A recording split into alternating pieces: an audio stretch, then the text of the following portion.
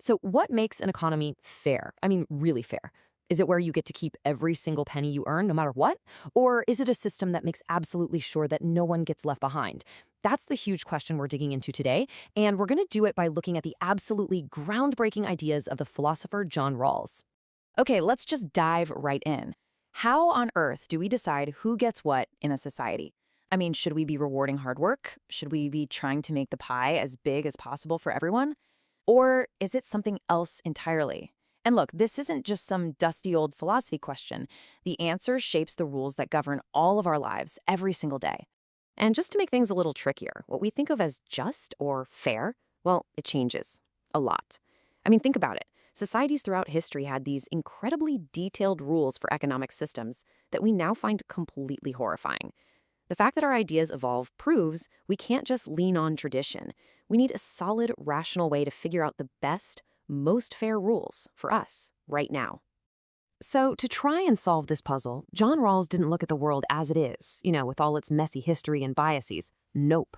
Instead, he asked us to imagine designing a society completely from scratch, from a very special, purely hypothetical starting point. Rawls calls this the original position. Picture this. A group of people gets together to create a brand new society. Their one and only mission is to agree on the fundamental rules of the game. We're talking the Constitution, the economic system, the whole shebang, before they know what their own position is going to be within that society.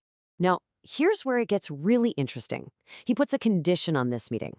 Everyone has to choose from behind what he calls a veil of ignorance. This means you have no idea who you're going to be. You don't know if you'll be born rich or poor, super talented or not so much, or even what your religious or philosophical beliefs will be.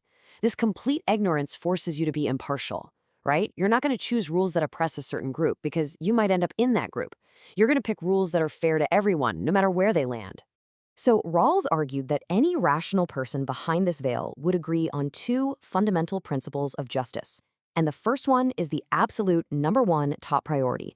Everyone must have the same basic liberties: freedom of speech, freedom of conscience, you name it. This is totally non-negotiable. You can't trade away these core freedoms for a little more money.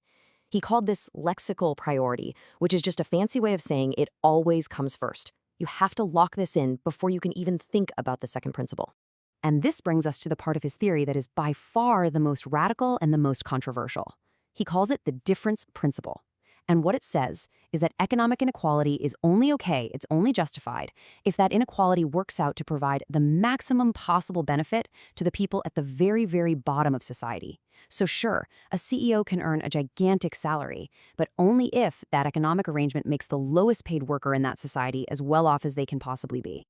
And you can see right away how this idea just flips a lot of our usual thinking on its head. It says no to maximizing overall wealth if it means leaving the poorest people behind. And this is so important. It rejects the idea that people deserve all the rewards they get from their natural talents, because being born with those talents in the first place, well, that's just dumb luck in what he calls the natural lottery. Okay, so as you can probably guess, this theory didn't exactly go unchallenged. In fact, it kicked off a massive, decades-long debate. And this is where things get really fun, because critics have raised some seriously powerful challenges to Rawls's whole blueprint for a just society. The first big one is what's called the desert objection. Critics like John Kekis say that completely ignoring effort and moral character is just absurd. He gives this famous example. A hardworking, struggling single mother would end up being taxed to help support an able-bodied but lazy criminal, just because they're both considered among the least advantaged. And for a lot of people, that just feels deeply, deeply unfair. But defenders of Rawls have a pretty strong comeback. First off, they'd say the mugger is a criminal who belongs in jail, which Rawls's theory totally supports. But more to the point, you can't design the basic rules of society based on some wild extreme example. And anyway, how would we even begin to create a system based on who deserves what? We can't even agree on what qualities are the most valuable.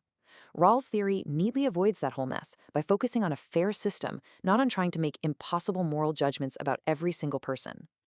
All right, on to the second major challenge. This one is a heavy hitter, and it comes from libertarians, most famously from another brilliant philosopher, Robert Nozick.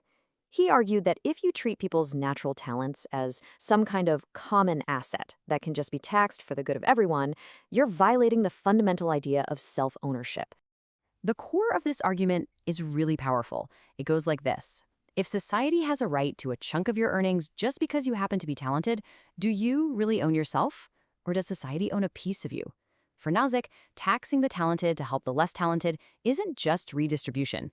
It's a form of coercion. It's basically a kind of forced labor. But the Rawlsian side pushes back hard on this comparison. First, they point to that number one principle. Basic liberties are protected, so no one can be literally enslaved. And second, they argue that comparing paying taxes in a free society to the brutal, degrading reality of a chain gang is, well, it's a huge exaggeration. The whole system is based on a social contract, on rules that everyone would, in theory, agree to from that fair starting point. This brings us to the third big challenge, and it's one that questions the entire goal of the difference principle. I mean, if everyone has their basic needs met, if everyone can live a pretty decent life, why are we so worried about closing the gap between the richest and the poorest? Isn't enough good enough? This idea is called the sufficiency objection, and the people who support it argue that justice isn't really about equality or about minimizing those relative gaps.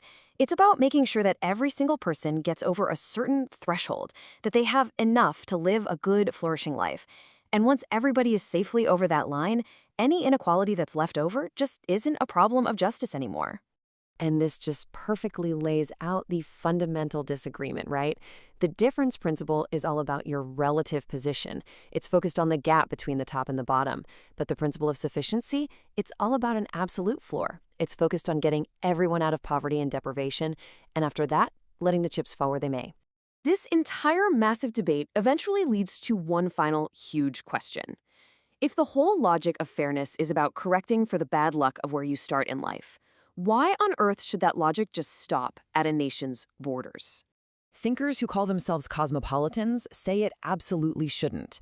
I mean, the country you're born in is the ultimate morally arbitrary factor, right? They argue that the veil of ignorance should apply to every single person on the planet, which would logically require a massive global redistribution of wealth. But here's the wild twist. Rawls himself actually disagreed. He argued that his theory applied between nations or peoples who owe each other a basic duty of assistance, but not a never-ending obligation to equalize wealth across the entire globe. So where does all this leave us?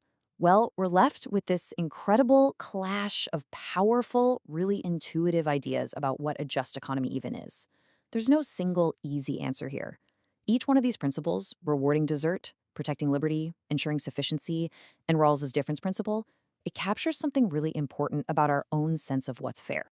Ultimately, the takeaway here isn't one right answer. It's a whole new set of tools for thinking. Rawls's thought experiment gives us this incredibly powerful way to question the world we see around us. So, the next time you're listening to a debate about taxes or welfare or inequality, ask yourself, what idea of justice is really at play here? Is it about what people deserve? Is it about what people have a right to? Or is it about what most benefits those who started with the least?